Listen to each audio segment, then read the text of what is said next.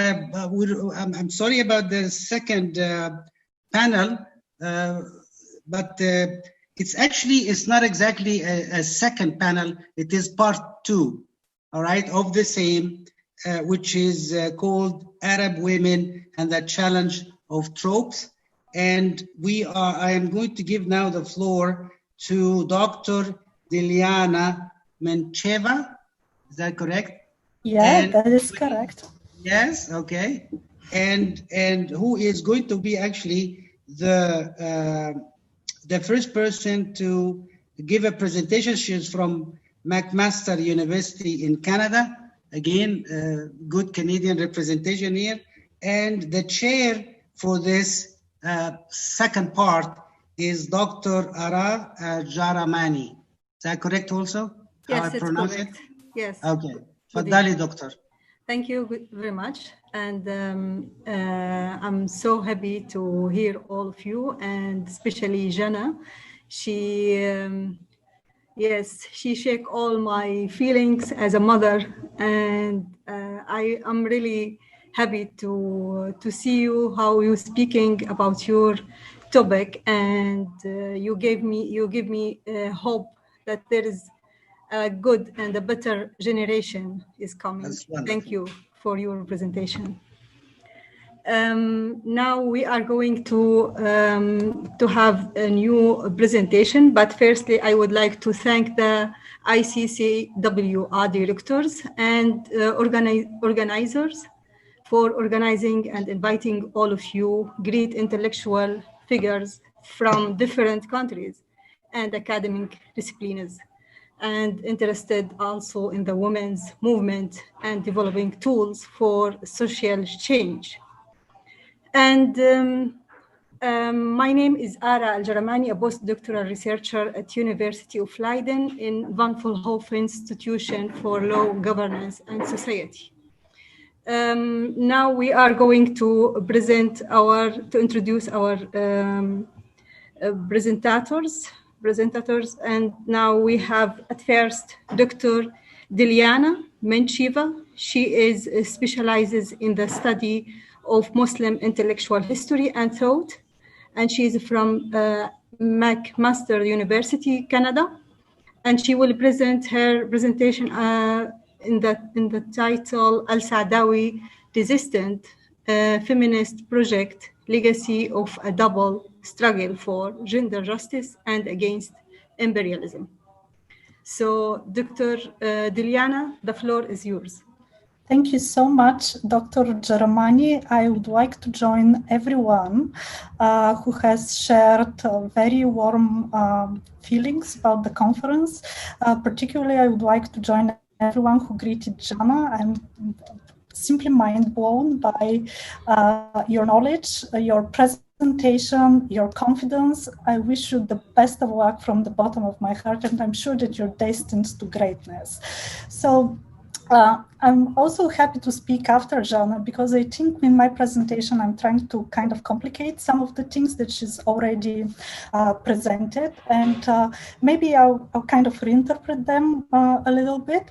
But in any way, my presentation is going to explore this kind of double cliche that exists, that the Muslim woman is oppressed, and I'm going to kind of trace who exactly in the Western academia, in Euro-American academia, kind of tries to deconstruct this cliche and what kind of trope appears as an alternative to this cliche. And I'm trying to contextualize all of this within the project of Noha al-Saadawi.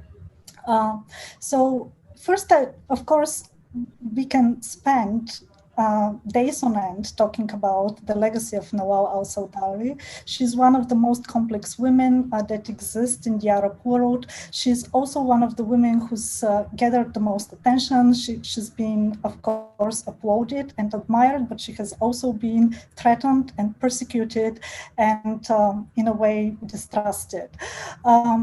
So there's no simple way of describing al-Tahawi. I've put here a few quotes that kind of frame the presence of al-Tahawi within the long durée of Arab feminism.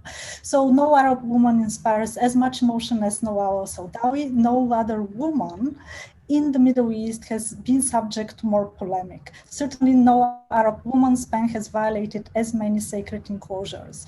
Noha El-Saadawi herself, to this age, at 89, she continues to be very radical and very determined in her positions. She declares in media texts and interviews that she's becoming more radical with age.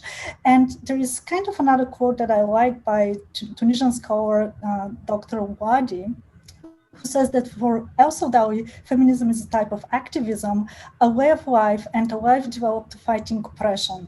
The depiction of poverty and ignorance and debates on religion, sex, politics made El-Saadawi's works revolutionary and disturbing to the ruling class and the fundamentalists.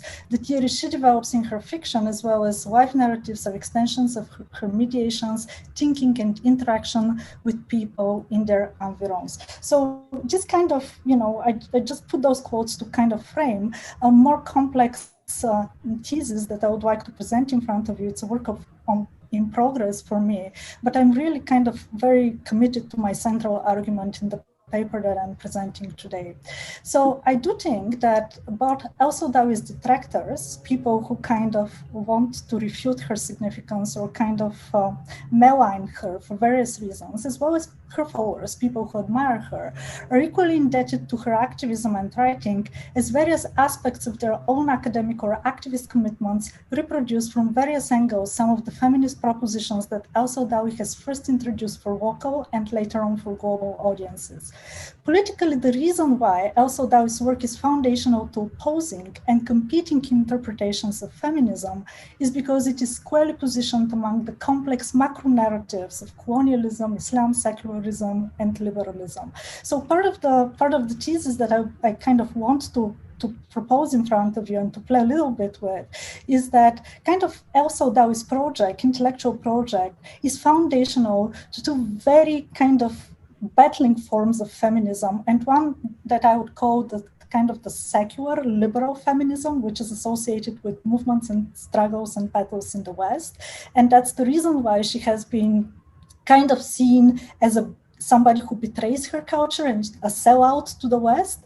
So I think there's within her thought, there's passages that kind of can put to that alliance.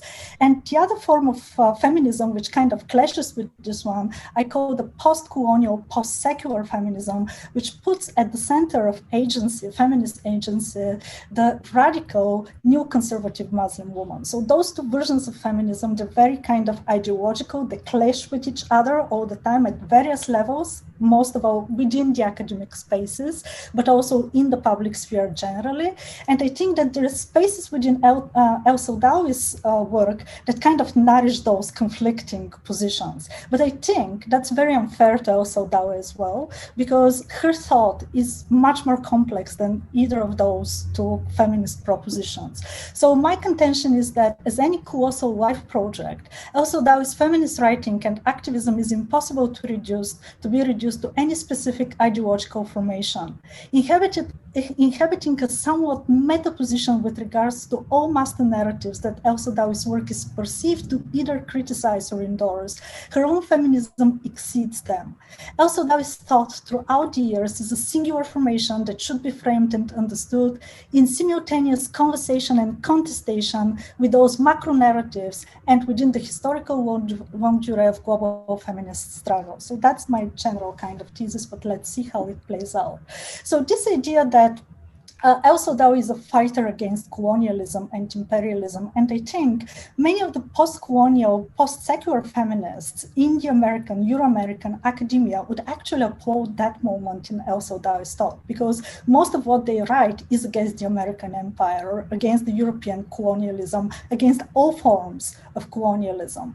So in terms of what El-Saadawi contributes to that, of course, on a macro political level, since the very inception of her medical career in the 1950s and 60s, she's always been extremely critical politically of, all forces that kind of limit Egypt's independence. She passionately argues against an oppressive international system of capitalism and imperialism, continuously undermining Egypt's political and cultural autonomy in the 20th and 21st century. She's initially enthusiastic about the Iranian revolution in 1979, and in The Hidden Face of Eve, she actually writes passionately how the Iranian revolution is a kind of a post-colonial rebellion, and she completely endorses that. And later on, she changes her positions on that. But she's also a passionate critic of the two Gulf Wars, of Israel, of the American invasion in Iraq and Afghanistan. Also, she's been one of the most vociferous critiques of the war on terror and the Bush politics, and she's been one of the famous faces and hopeful faces of the Arab Spring Revolution in 2011, being part of the Tahrir Square rebellions, very supported by the young people in Tahrir as well. She's also criticized class and colonialism, and basically her argument since the very beginning of her work has been that class, colonialism, and male patriarchy somehow work to oppress women. It's a complex intersection of forces. So most recently, she's commented on this kind of thesis that blew out of proportion. It has been the subject of hundreds of conferences and papers, this idea of clash of civilizations. And she has outspokenly criticized the idea, saying that there's no clash of civilization. It is a clash of interests, economic interests. The clash is between the people who own the money and military power, the colonizers and exploiters, and the poor and the women. So she, like most of her work, has taken very outspoken, anti-colonial, anti-imperialistic stance. She's also, not to mention from her personal biography, that she has spent a number of years in exile in the United States, but she has chosen to return to Egypt. She writes primarily in Arabic, and she's kind of like, her feminism is based on the barricades of the Arab struggle, of the Arab feminist struggle. Through a number of quotes and in basically all of her creative work, she basically says that the macro oppression of colonial powers cannot be separated from the micro oppression of the Egyptian state, where her career starts in 50s, 60s, and 70s, when she practices medicine. So basically, on a macro political level, Otaka's project is to resist vociferously imperialism. Even when she visits Arab countries and in American universities, she would always say, I don't want to speak in English here. Why do you put me in a position to speak in English? I would like to address Arab audiences in Arabic, because this is colonialism. She's very passionate about that. And I think many people who criticize her actually miss that aspect of her work.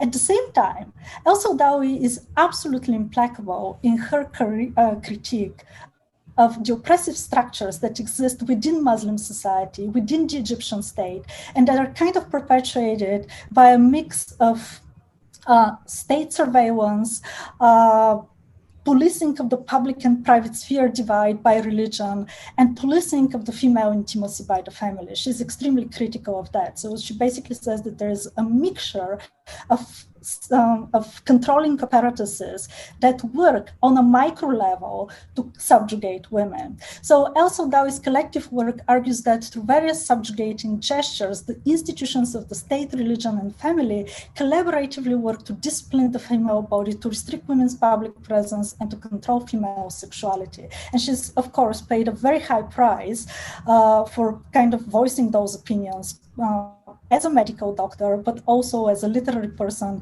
and an activist. So one of the persistent focuses in Saadawi's work is the focus on the poor, illiterate peasant woman. This is where her career started. This is how her feminism came into being. So in her kind of struggle and in her literary endeavors, she has always emphasized the struggle of the illiterate poor woman. So from the very inception, she kind of wants to make this class distinction central to her work, and she kind of sides with the peasant women. And in that sense, she distinguishes herself in the 1970s from the kind of state-sponsored liberal feminism that the Sadat regime is trying to enforce in Egypt. So she ends up in jail.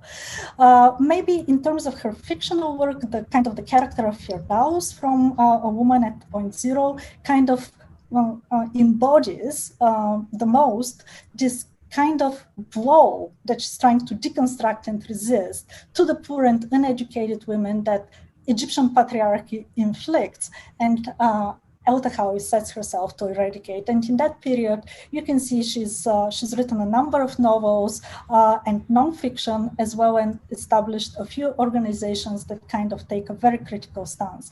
Also, this is the period within which she kind of puts at the center of her specific, embedded micro struggle from below, the advocacy against female genital cutting, the kind of the fight against polygamy, the fight against child marriage, those kinds of things that she, at the time, 50s, 60s, and 70s, sees as plaguing Egyptian society and, kind of literally making the life of Egyptian women terrible.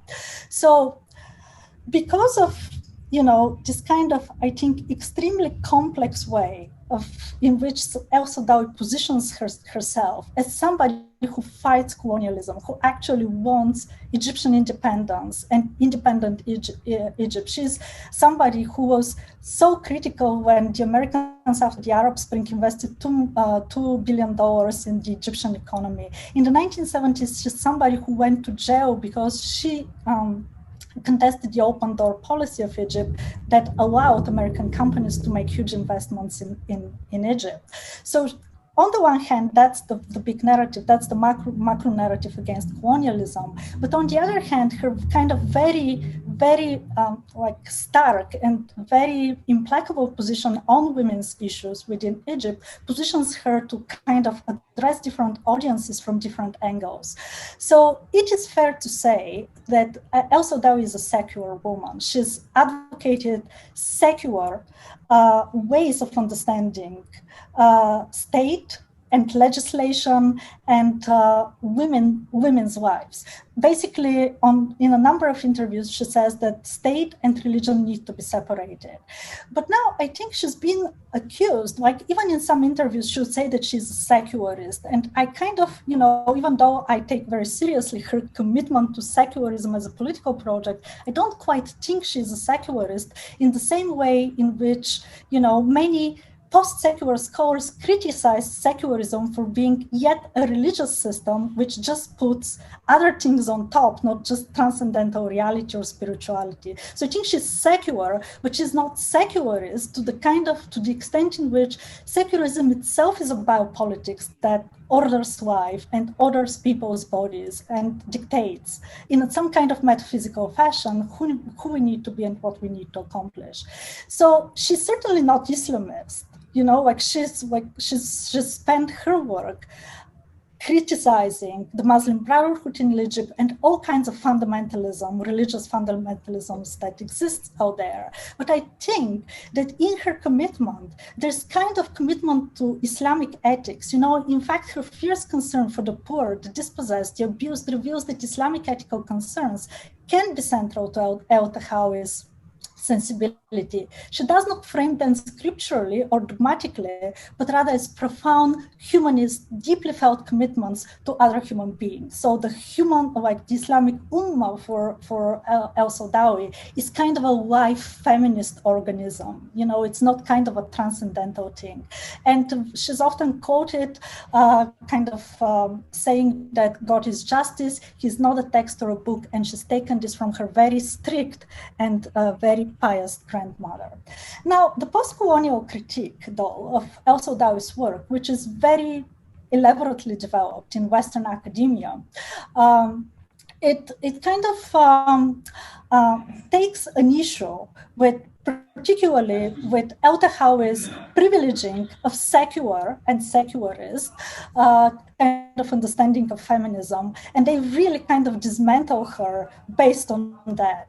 So El Saadawi's radical critique of embodied and legal practices of Islam, as well as her direct call for the separation of the state and religion, have met the skepticism and outright critique of Islamic clerics and state bureaucrats in Egypt, but also of post-colonial feminists who are really based in Europe and the United States, articulated and developed as a scholarly paradigm in American universities and in Europe.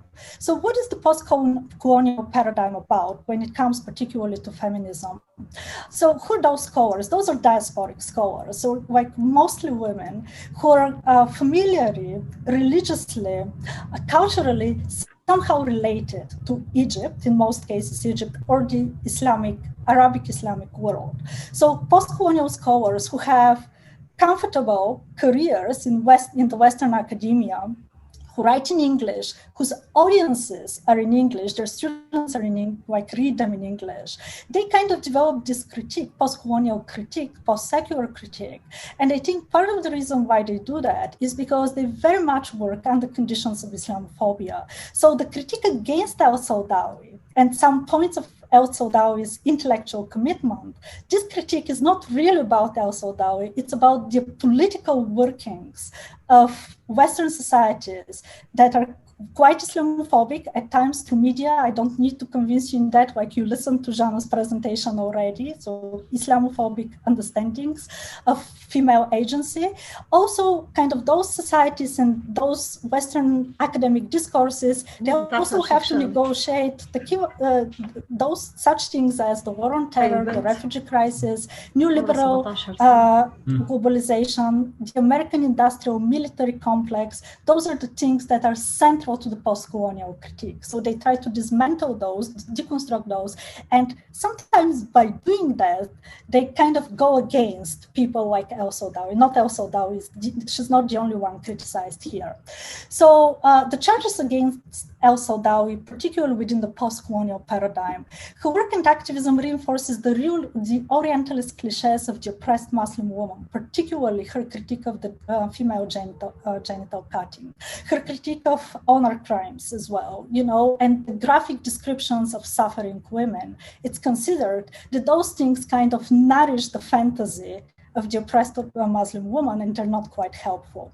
So they think that she exaggerates the significance and trauma of female genital cutting, that she sensationalizes the patriarchy of Islam. She's also kind of accused that she's too westernized and too liberal to be considered a representative of women in the Middle East. After her Western career has taken off, she has become alienated from most of her Arab audiences. She's been accused particularly that she doesn't understand Muslim women and their agency, within the submission paradigm, within the pious paradigm. And she's also been accused that she behaves like a celebrity who focuses too much attention on herself at the expense of other types of feminism in the Middle East. You should understand here, particularly the expense of Islamic feminism. So what is the kind of trope with which post-colonial, post-secular feminism works? So basically post-colonial, post-secular feminism, I'm kind of simplifying here because it's a very complex discourse, of course, but it basically says, forget about the liberal woman, the woman that has taken off her hijab, that has chosen a career in the West, the woman that has kind of adopted all the empowerment that's legitimate in the West, and focus on the pious Muslim woman within the context of post-colonial and post-secular feminism. This is the type of woman that's the authentic carrier of religious politics and agencies, which are constructed as radically different, not only from the main ideological postulations of liberal democracy, but also from the achievements of liberal feminism, which in its rich history of protests, resistance, and internal debates has managed to simultaneously criticize religion and to put gender justice central to the public life of Western society. I'm kind of simplifying because the post-colonial critique has multiple representatives. It's a very complex kind of paradigm of thought.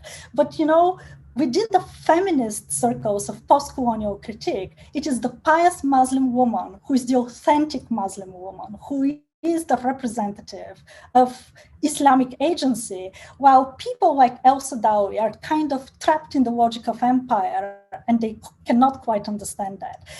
Salwa Mahmoud is particularly critical of el-Saadawi. I mean, there is direct text that kind of challenges el-Saadawi. She's grouped here with Nasr Abu Zaid and Abdelkarim Surush, like the two famous representatives of Quranic hermeneutics.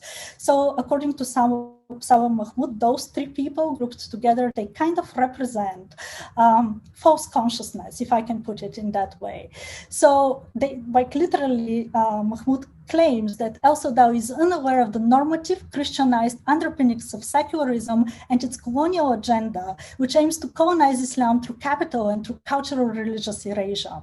The new conservative women are the complete and radical other who has the potential to present an alternative and therefore correct from within an Islamic framework the normative shortages of secular liberalism. So Saba Mahmoud she died of cancer 2 years ago, but she's an extremely important figure in the world of anthropology. Extremely influential figure, and she has multiple followers. She herself is the student of Talal Asad, one of the figures who develops the post-secular critique of liberal societies and democracies. So Lila Abu God is another kind of grand dame, like grand person within the post-colonial paradigm who works in the United States, and she has written multiple extremely influential works for trying to kind of deconstruct and resist this idea of the oppressed Muslim woman, the cliches of the oppressed Muslim woman. This is maybe her most influential work and most recent work, Do Muslim Women Need Saving? But also she spent a lot of time writing about honor punishments. And basically one of the ideas that comes through God's work is that honor punishments in a Bedouin tribe in Egypt, she's done anthropological work within that society, that actually honor crimes are something that women kind of understand and accept within the normative framework of Islam to which they submit out of their free will. It's not that somebody, some kind of patriarchy or some kind of traditional system forces them, but they actually understand that that's the morally right punishment for a particular type of crime. So that's her original research, and then she's moved on to writing about particularly women and kind of deconstructing the cliche of the oppressed Muslim woman. And then there's Leila Ahmed, who is a wonderful scholar as well. She's considered the founder of the Islamic feminism paradigm. She works in the United States. She's Egyptian. She's kind of almost contemporaneous observer of Egypt with Saadawi. She's quite she's kind of a professor emeritus at the time in the United States. And basically she criticizes liberal feminism because liberal feminism is considered not that it doesn't really get religion. So post-colonial scholars and Islamic feminists claim that between the patriarchal veneer of Islam resides the practice of conscience and choice, which empowers pious women to be fully agentic political subjects. Pious women acting upon their free will and within the authenticity of Islamic culture choose submission. It is not the imagined patriarchy of Islam that forces women into submission. Rather, it is these women's own choice to stick to traditions and customs that might look oppressive to someone who is not an insider to the lived embodiments of their faith. And Leila Ahmed writes this book, A Border Passage, which is a kind of autobiography, and she traces her own academic pathway from Egypt. So she belongs to an upper middle class in Egypt. Her grandfather had his own harem, and then she went to the best colonial schools. She studied in Cambridge and London, then she traveled to the United States, and she has a career in the United States. So she's been compared to Saadawi as, and kind of given, in a sense, the advantage over Saadawi for bringing a little bit more nuanced picture to Muslim women and to their agency, which is very interesting because you know, Saadawi comes from the rural echelons of Egyptian society. She's never been middle or upper middle class. She's kind of worked her way through the Egyptian society. Saadawi never chose exile or to be famous in the United States. It just happened to her. She was forced into exile. Also, Saadawi has chosen to write in Arabic and to be in Egypt right now, while Leila Ahmed is positioned in the United States, and she writes in English, like everything that she has ever written has been done in English. So her kind of relationship to Arabic is kind of porous and agonistic relationship compared to the very organic relationship that Saadawi has to Arab prose. So to go back to my initial question, so I think, like, of course, I'm trying to force a point here, and the story is always a little bit more complex than that. But you kind of have a clash between Islamic feminism and liberal feminism. And very often, when you're writing about feminism in the Arab world, you actually have to make a choice between one or the other. Are you sticking to the discourse of human rights and female empowerment? Do you want to see more women in public life? Do you want to see practices such as the female genital cutting out vote? Do you want to have a discussion around that? Or you actually want to stick with this idea that all of those are narratives that are kind of brought from the West? Those are narratives of erasure of authentic Islamic culture, and therefore they should be denounced and resisted at all levels. So I think this is the wrong choice, and many scholars are forced to make it, but I passionately believe that this is a wrong choice. And why is it a wrong choice? Because this choice is not about addressing Creole women very often, but about taking a side in the ideological clashes between two presumably opposed existential projects of female emancipation. Can you mute? Yeah. Dr. Talat, please. Yes, thank you.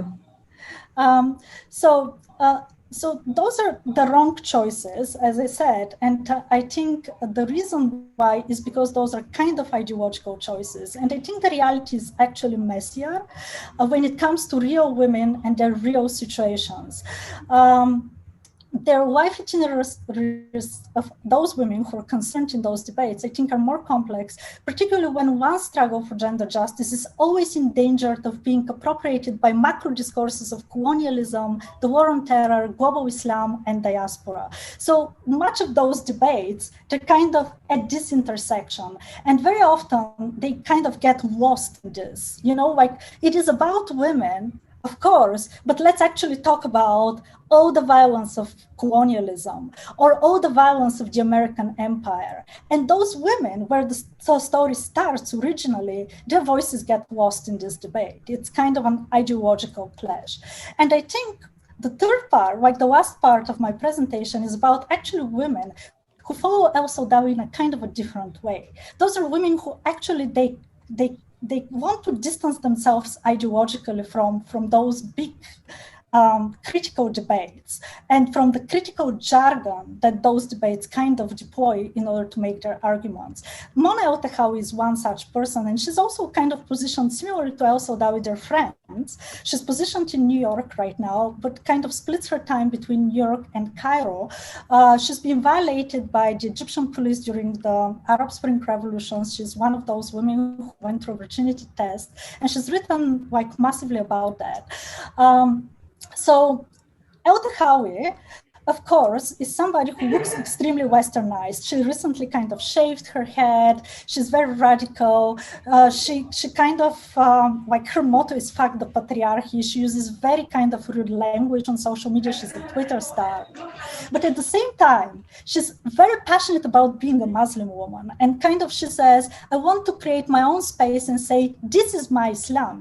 Muslim women can be like this. I refuse to give that up to the clerics, the men, the conservatives.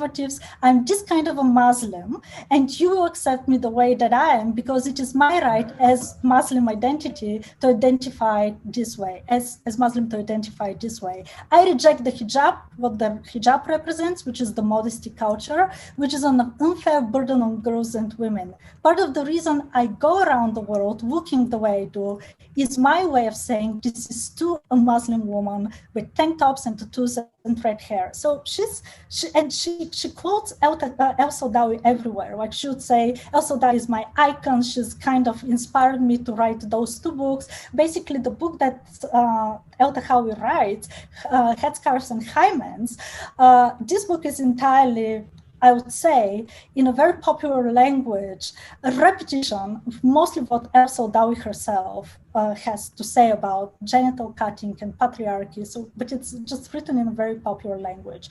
And then the second book of Otaka is focused on women right now, like globally struggling to dismantle the patriarchy.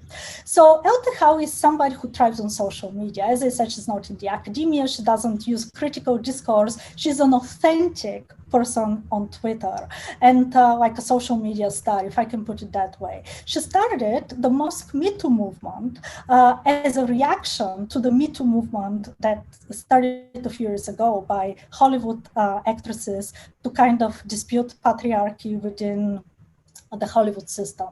So she would kind of introduce the Me Too and should say, I feel that Me Too in its current iteration is a very privileged, very white kind of thing.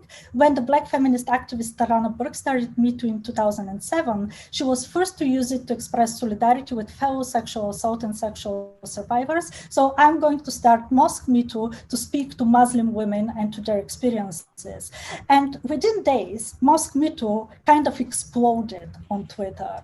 It garnered so many retweets and like so many reactions, many women in all kinds of languages, you know, Urdu, Arabic, Hindi, Turkish, French, German, Spanish, and English were just some of the languages, but also in Japanese, in Mandarin, in Cantonese, all kinds of languages. The hashtag was retweeted, and people started talking about you know, experiences of trauma and patriarchy that affect their bodies as people. So, of course, Otaka was severely criticized. She got death threats, like people kind of assaulted her personally.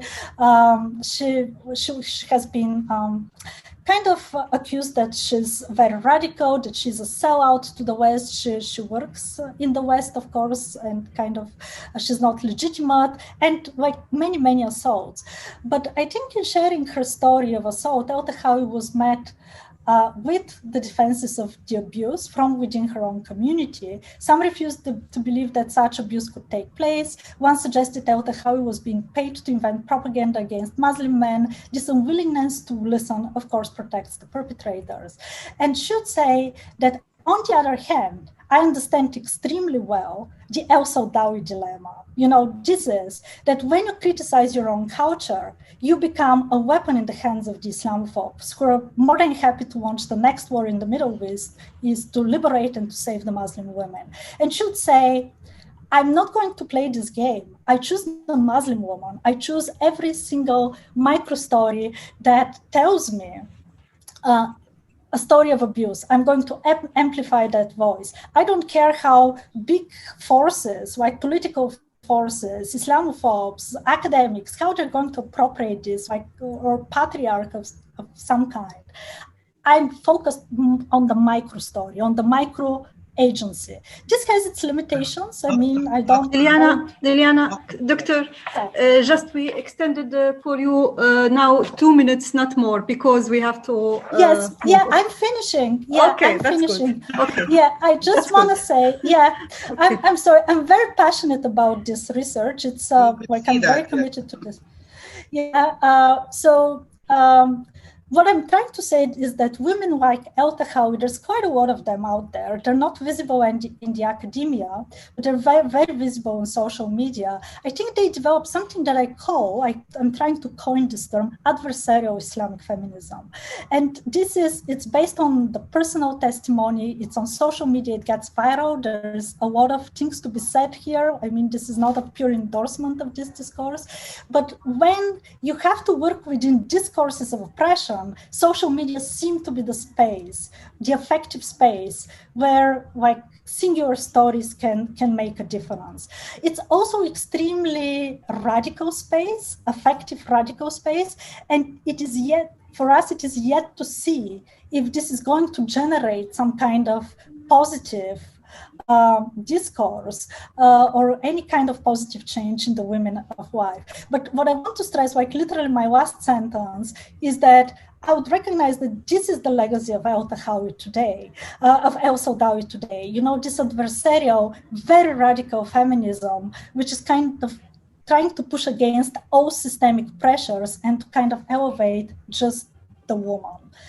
And I'll kind of stop here. Thanks for your attention. Thank you very much. I would like to thank you and to say that your comparative work was really successful, and the announces between the most prominent Egyptian feminists, it was very good to us all. Let us applaud for her, because we've done this. And also I must say very quickly that while we are really late in starting the following panel, in no way would we actually deduct from their time. So rest assured, the people who are left now to present will be given fully the time allotted. Please.